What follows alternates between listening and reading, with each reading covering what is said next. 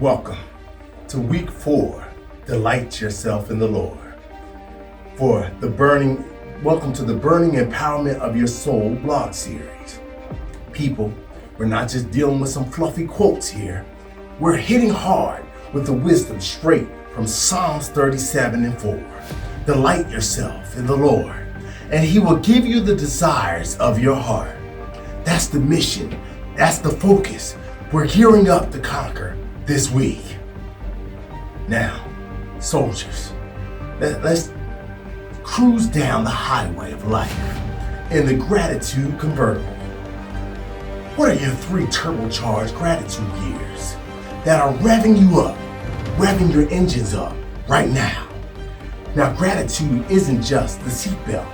It's the sleek design that makes your ride worthwhile. Hit the gas and share your turbocharged moments. Think about it within your mind. Yes, we're in a world obsessed with instant gratification. I'm thankful for the patience that keeps me grounded. It's the suspension system that absorbs life's bumps without losing control. Now, because the social media frenzy bombards us with unrealistic standards, but I'm grateful for the authenticity of real connections. And it's like a GPS that guides me through the maze of this virtual illusion. Now, amidst the chaos and the daily challenges, I'm thankful for simple joys, like even a warm cup of coffee. Oh, it's the fuel that keeps me energized and on this highway of life. It's just thinking about simple things just like that. Now, we can be thankful about many things, but we gotta be purposeful in our actions. Now, let's gear up and hit a purpose Autobahn. Well, what's this customized mission mode that's fueling your journey every morning? Because every action is like a lane change. You need to lock and load on your purpose with the strategies that moves you like a GPS system on this road to the journey of success. As in the hustle and bustle of life, my morning ritual of setting clear goals is like a roadmap. It's the navigational system that prevents me from taking unnecessary detours. I don't want to go in the wrong direction. I don't want to go in reverse, because social media might tempt us to stroll endlessly, but my purpose-driven action is to limit screen time. It's like the brake pedals that keeps my distractions in check. Now, each workday I focus on tasks that align my long-term vision. It's the accelerator that propels me forward, leaving procrastination in the rear-view mirror. Now, we can't forget about prayer, and we can't forget about meditation truths. Now, imagine your mind as a bustling airport, and prayer and meditation are your flight to tranquility. How are you ensuring that you got smooth takeoffs and landings in your mental airspace? Because you have to stay connected in prayer with the divine God that we serve. For in the age of information overload, my meditation is the control tower that manages incoming thoughts, ensuring a smooth flow of mental traffic. Now, amidst the hustle, my prayer time is like a sanctuary, providing a pause in the midst of the chaos of daily life. It's the air traffic controller guiding me safely through this emotional turbulence. Connecting with the divine, it isn't just a ritual. It's like a Wi-Fi signal that keeps me connected, my spirituality connected in a world full of distractions. Now, we still need our compassion and our love to be connected with the divine as well. So unleash the compassion artillery in this battlefield of human connection. How are you spreading love? How are you spreading kindness like a viral sensation? For my social media may have to be the share of against negativity, But my online presence is like a love-filled comment section.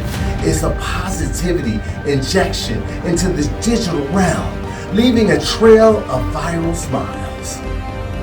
Now, in a society obsessed with individual success, my acts of kindness are the ripple effect that turns into a tidal wave of positivity. That's why we're connecting together with each other. It's the kindness tsunami that's reshaping the shores of negativity. Now, amidst the chaos of modern living, my genuine compliments are the unexpected gifts that brighten someone's day. It's the random acts of kindness that creates a chain reaction of joy. Now, we can join together if you subscribe and like. Click the bottom right of this YouTube video so you can like our Facebook page, this YouTube channel. You can like us on our Facebook page as well. For regular doses of inspirational motivation, your involvement and contributions are a love that I need from you. And your shared voice is what I need as well. So we encourage you to share your thoughts, your personal stories, your suggestions with us. So connect with us either on Facebook or email us at empoweryoursoulblogseries@gmail.com. And your voice is the heartbeat of this journey, forging a collective path for all of us in this empowerment journey. Now, back to our blog series. We're next on 5 talking about faith as the front lines. Troops, let's talk about faith as the superhero cape that makes you invincible. How is it that faith propels you through the real life battles that you face? Or in the face of uncertainty, my faith is like the shield that guards against the fear. It's like the armor that allows me to march confidently through the battlefield of life. I need to be able to move with faith, knowing that God has my back and my front. He protects me every single where that I go. So despite setbacks and challenges, my faith is the GPS that recalculates the routes to success. It's the inner compass that guides me with external maps that never fail. When the world seems chaotic, my faith is the anchor that keeps me grounded. It's the unwavering belief that every storm will pass, leaving a clear sky in my future. Now, gather around for a tale that shook the very foundations of my life. Now, listen up. Some years back, I was in the thick of military life over in Iraq, and every Sunday, a wise old sergeant was activated to our unit, guided us to church. She was like an angel that came in combat boots. Her divine intervention ensured we had a vehicle to transport us to service and back to the grind afterwards. Now, this sergeant was a spiritual anchor, an older sister, and on this faithful day, she became a hero. Now, picture this. This was a regular day. We were playing games in the middle of us in our barracks, and friends, it's like the housing quarters. But suddenly, I see her walking by, heading outside with a few other troops. It was no big deal, right? Because little did we know, fate had something else in store. As she steps out, an explosion rocks our 3-story building, sending us all diving for cover. Our concerns weren't just for ourselves, though. They were for the troops that had just stepped outside. This big boom, the door burst open, and then there she was. And this older sergeant tackling over the younger ones and bringing them all into safety. But we breathed a breath of a sigh of relief, realizing that they're all miraculously unharmed.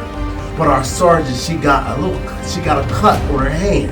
A battle wound was for protecting her comrades. Now, fast forward to the next morning. We step outside, and what do we see? All the cars that were parked out in the front, about 7 to 8 of them, military vehicles, was saying Humvees, completely obliterated, shattered windshield, demolished tires, a harsh reminder of what could have been. Oh, it made me think. It was that this older sergeant, the one who stood between life and potential disaster. Now, here's where the emotional dialogue kicks in, soldiers. Picture us preparing for Sunday service. I looked down at her hand, and she had the bandage that was saying she still had on her hand. And something stirred up in my soul, a voice saying, this isn't right. That bandage doesn't need to be there. So I had to ask, why the bandage, Sergeant? And you said, you're fine, right? I questioned. What do you mean? She said. And with a big puzzled look. I said, yeah, you were injured, I understand. But isn't that wound healed now? I pressed on. I'm pretty sure that wound is healed. And then, soldiers, brace yourself for an emotional moment. With such touch of awe in what's in her eyes, she asked, how would you even know that? I simply said, well, is it not? Is it not healed? And there, in that miraculous recovery, barely even a scratch after she'd removed the bandage. Wasn't just 6 days later, not even was a scratch on her hand. Now, soldiers, this was more than a story of explosions and heroics. It was a testimony to the miraculous recovery fueled by the delight of the Lord. Our sergeant, a living example that his goodness surrounds us each and every single day, whether in family, our jobs, or chance encounters with perfect strangers. We need to revel in the blessings that we receive every single day. Now answer me this, troops. When was the last time that you recognized that the delight of the Lord was all around you in your life? Are you paying attention to the everyday miracles, or are you just letting them slip by unnoticed? Stand tall, soldiers, and let your goodness of God fuel your gratitude and your purpose.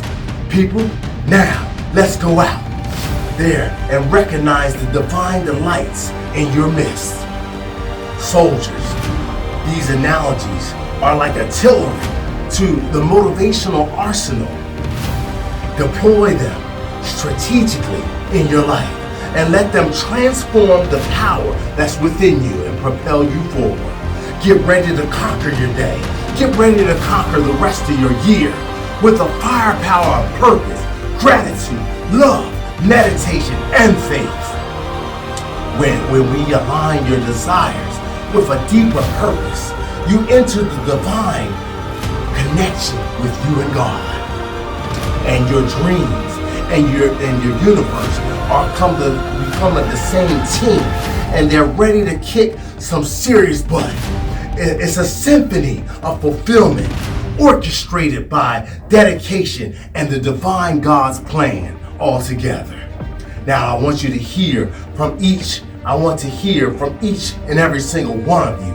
How are you going to delight the Lord this week? Speak up, soldiers. Speak up now. This isn't a spectator sport. It's a full-on engagement. Let divine delight fuel your journey. Let divine delight fuel the fire within you. Now, in closing, this journey isn't for the faint of heart. Embrace it with grit, determination, and a warrior spirit. Next week, we're hitting the trenches again. So stay tuned next Monday at 12 p.m. Okay, that's all I got. Go out there and conquer your week. Take care, friends. Take care, my family. May God bless you and keep you with all ferocity and all fire burning within.